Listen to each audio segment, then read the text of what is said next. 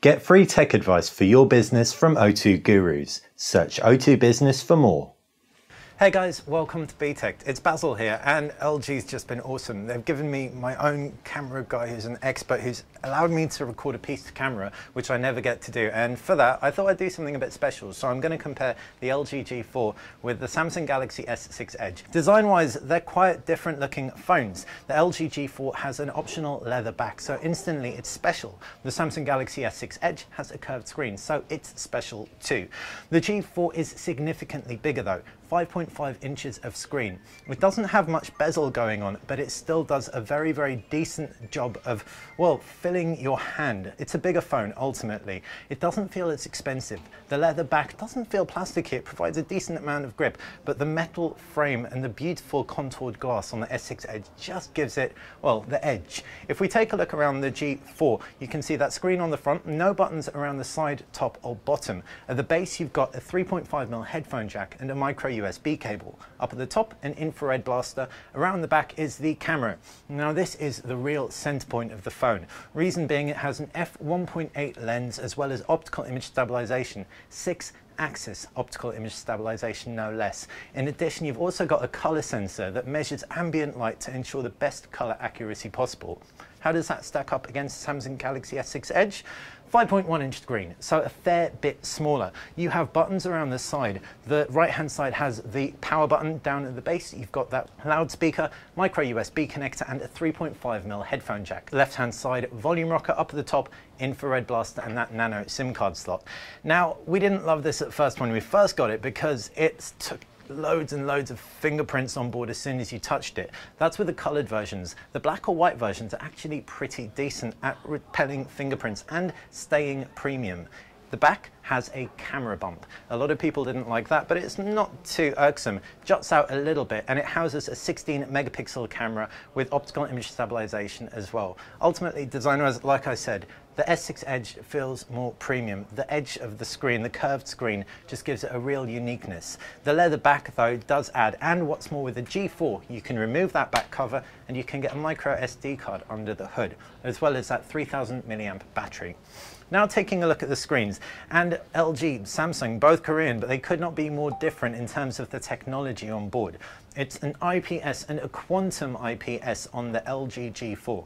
This means it's going to be brighter than its predecessor, it's going to have better saturation, and in addition to that, will ultimately have deeper blacks and just look better.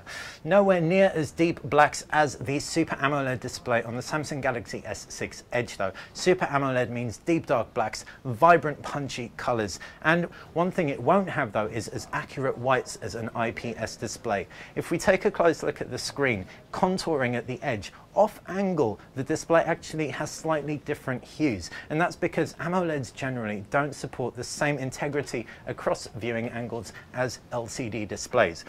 Ultimately though, two of the best screens around without a doubt. Can't wait to get the LG G4 in so we can really put it through its paces, color charts and the works. Now moving on to the user interfaces, both have Android 5.0. TouchWiz is on Samsung's, and TouchWiz has never been lighter. You know what's never been lighter? LG's user interface. Same fundamental look and feel as its predecessor though. Variable number of home screens on both devices. You have Flipboard briefing on the Samsung Galaxy S6 Edge, which is effectively a news aggregator. On the LG G4, you've got Smart Bulletin, which is an aggregator of other things. It gives me my health updates, it gives me my calendar updates. So ultimately, two customized UIs. We didn't like the LG G3's UI because it slowed down so much. Hopefully the hexa-core Snapdragon 808 processor in here will keep everything ticking along nicely throughout. As far as RAM, 3 GB of RAM on both devices. Now the camera is a real point of contention. 16 megapixels versus 16 megapixels, OIS versus OIS, f1.9 lens versus f1.8 lens. The reality is we can't give you anything affirmative because we haven't tested the two side by side. But what I can say is I'm very impressed with what LG has done here. Aside from the fact they've got awesome specs on this thing, they've got a few cool ways of launching it. If you, for example, double tap the lower volume button. It can launch and take a picture in 0.6 seconds, which is very, very quick. And it takes the time to focus, which is a nice touch.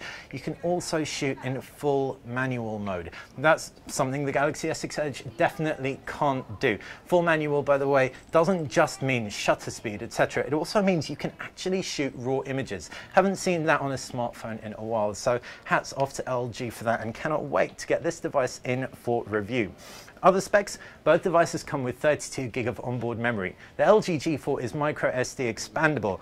The Samsung Galaxy S6 Edge, not expandable, but it's available in either 32, 64 or 128 gig variants. As far as batteries go, you've got a 3000 milliamp removable battery in the LG G4 and a 2600 milliamp battery in the S6 Edge. Really didn't impress us, the battery on this thing, but having said that, it does support the fastest charging that I've seen around and 2 standards of wireless charging.